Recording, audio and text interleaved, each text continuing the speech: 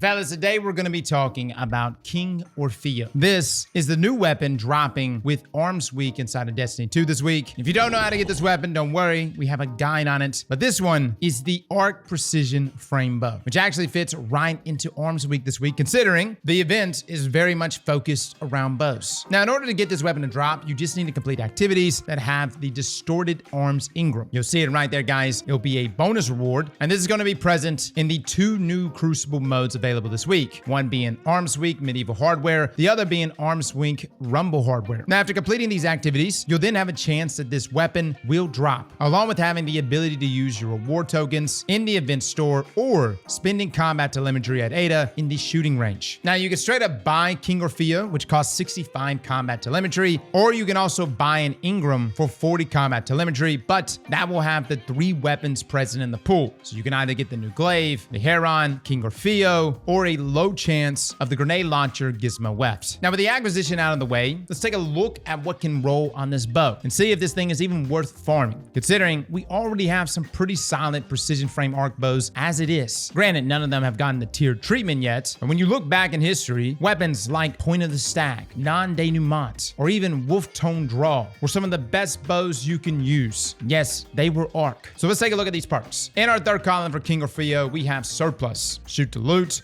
Archer's Tempo, Explosive Head, Successful Warmup, Pugilist, and Impulse Amplifier. In our fourth column, we have Dragonfly, Rolling Storm, Precision Instruments, Meganeura, Rangefinder, Jolting Feedback, and Swashbuckler. Now, in terms of new perks, we actually only have one here for Renegades, and that is Meganeura, and that's not really even a new perk. This was originally present on Oxygen SR3, but it's made its return here in Renegades, and the perk states that Precision Final Blows creates an elemental damage explosion that deals more damage based on the number of rapid precision hits dealt beforehand. Now, how this works is that upon getting a precision hit, you are then granted a stack of Meganeura for 4 seconds with the enhanced version that can then be increased up to a max of 3 stacks after 3 crits. Now, while active, this is going to allow King Orfeo to deal a weapon matching damage explosion over a 7.5 meter radius, which falls off to about 50% damage when at the edge of that radius. Now, at one times, this is basically the equivalent of having Dragonfly. You can see here that getting a crit kill with Dragonfly deals around 235 damage. And then in comparison to Meganeura, we deal just about the same amount of damage. Now, this gets increased to around a 40% damage buff to that explosion, dealing 330 damage on this red bar Scion when at 2 stacks. And then at 3 stacks, it's about a 67.4% buff at 395 AoE damage. So pretty good, guys. Definitely escalates past the point of Dragonfly's potency. The question is, though, what should we be looking for on this weapon? Well, there's a lot we can go for here, guys. You've got Archer's Tempo and Successful Warmup in that third column, which are great for decreasing your draw time, but they do work in different ways. Archer's Tempo grants you decreased draw time for landing crits, which pairs nicely with a number of other perks, whereas Successful Warmup grants its draw time decrease via kills. At one time, Successful Warmup, though, was like an S tier perk. Another perk that's also present in that third column is Explosive Head, a staple on bows, as it provides us some extra explosive damage. At base, King Orfeo deals 214 damage per crit to Carl here at the shooting range, but with the Explosive Head equipped, you can see that we're dealing 131 damage per crit, but an additional 93 splash damage, roughly a 5% damage increase. For our body shots, this is about the same damage buff, but it's a 6.7% increase over base. Now, the last perk in that third column that you can really work with, though, is Impulse Amplifier. And I would say if you're a PvP player, you definitely want to be using Impulse Amplifier. It provides great passive benefits to your bow, including the likes of plus 25 reload speed and increased projectile velocity. So essentially, it allows you to knock an arrow in faster and then travels through the air quicker. But this takes us to our fourth column perks. Which one is better, Dragonfly or Meganeura? Personally, guys, I like the big kabloomies. Yes, Dragonfly is easier, but Meganeura, pass times 1, surpasses Dragonfly. Considering both of these are going to be dependent on you landing crits, to me, Meganeura is just the better choice. Now, for those that are wanting just a flat damage buff, I don't know, man. You've got a couple here. I mean, you've got Precision Instrument. Yes, this provides you a damage buff. My only issue with it is that it just doesn't last long. Yes, you start off at 1 stack, giving you 5% extra damage. It ramps up to 30% at 6 stacks. And the duration here does last longer than other weapons, that being 2.1 seconds instead of 1.25 seconds. But it still doesn't leave a lot of wiggle room. Now, some arc synergy also is present here. We've got Rolling Storm for my bolt charge charge lovers. Nothing that crazy here, as we don't have really anything synergizing with it. No trickle charge to play off of it. So this is just going to provide an extra way of building up those max bolt charge stacks. But this takes us to the perk I know that caught many of y'all's eyes, that being Jolting Feedback. Dealing repeated damage with this weapon inflicts jolts, while amplified, jolt is applied faster. Now, in terms of proc time here, it takes 3 bow shots from King Orfeo to proc jolt on a target, or 2 if you're amplified. Now, I know some might be thinking that takes way too long to proc, but to be quite honest, it's really not that horrible, especially when you pair it with things like either successful Warmup or Archer's Tempo. And considering it adds some extra damage into the mix, you can see we do 100 damage here on Coral once procced, and each crit shot we land is going to deal 314 damage, that being 214 for the crit and 100 damage for that jolt, which is more damage than what we would be dealing with max stacks of precision instruments, which is at 278. And not only does it deal damage to the jolted target, but it also sends out that jolt damage to surrounding enemies. Now I know some of you are gonna be like, Cross, Volt Shot is just better. And yes, I will admit Volt Shot, when it comes to clearing ads, is a better perk for bows. But I do want to also bring up, when you start tackling Grandmaster content, and you start dealing with ads that take a lot longer to get a kill on, Volt Shot really drops off. And that's where perks like Jolting Feedback comes in, because it doesn't require you to get a kill. You're already going to be unloading on a number of ads across a multitude of shots. You might as well tack on some extra damage. We also have unstoppable bows this season, so yes, you have the ability to not just stun overload champions with that jolt, but also stun unstoppable champions, and of course, overcharge your weapon. Now this takes us to our origin traits. Now we actually have a new one here, which is unique to the 2 arms weak weapons. This is called Nail Meet Hammer, and it states that this weapon is more effective against combatant shields. Destroying a shield with this weapon provides improved special ammo progress if it uses primary or heavy ammo, or improved ammo progress if it uses special ammo. Now specifically, this is an 8% damage buff towards combatant shields, and when you break said shield with a primary weapon, you are then granted 8% special ammo progress. It's a pretty interesting perk, as normally our ammo meter only progresses when we're getting kills, but using a weapon with this origin trait allows you to build up that ammo meter by just breaking shields. Now, in order to get the ammo to actually drop, you do need to get a kill, but it is a way to farm up ammo in a roundabout way, while also doing increased damage to shields. Personally, guys, I find that this bow is a pretty solid choice, with arguably the biggest thing making it more effective than other weapons is the fact that it's a tiered weapon, and being a tiered weapon means it has access to a number of other synergies, most notably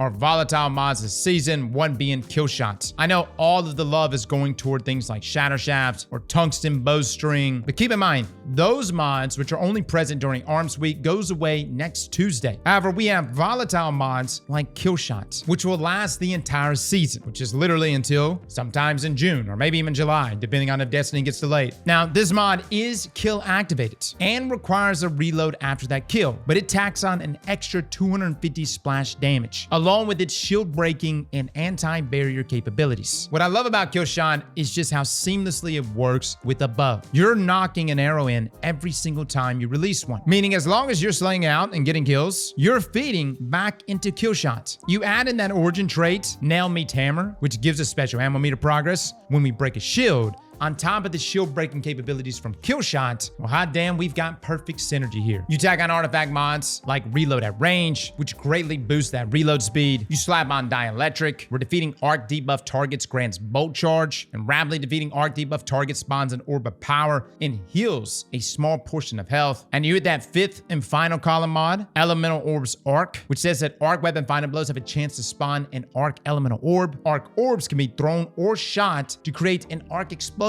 that jolts targets that it damages. I feel like a lot of people are overlooking these mods, especially that Elemental Arc Orb mod. Upon reaching 100%, an Arc Elemental Orb will spawn at the target's location, which can then be shot or thrown. You can see the amount of damage it can do here at Coral, guys. It does not only 406 damage, but also applies jolts. And another great thing about these orbs is that they will also discharge all of our bolt charge stacks, as this counts as an ability. So you can see how this feeds into a variety of different builds, but also into the bow itself. Now, what is the quote-unquote god roll for King Orfeo? I like Elastic String, as it's just the best one to drop that draw time. You start moving almost into like lightweight territory with that drop. For your shaft perk, I like Compact Arrow Shaft. It increases your reload speed and increases your handling. Now, considering most people are going to be going for the tier 5 god roll, here you go, fellas. This is my tier 5 god roll. Archer's Tempo, in that third column, Explosive Head, and Impulse Amplifier. Those three, alongside Jolting Feedback, Meganeura, or Rolling Storm, perhaps Precision Instruments. And honestly,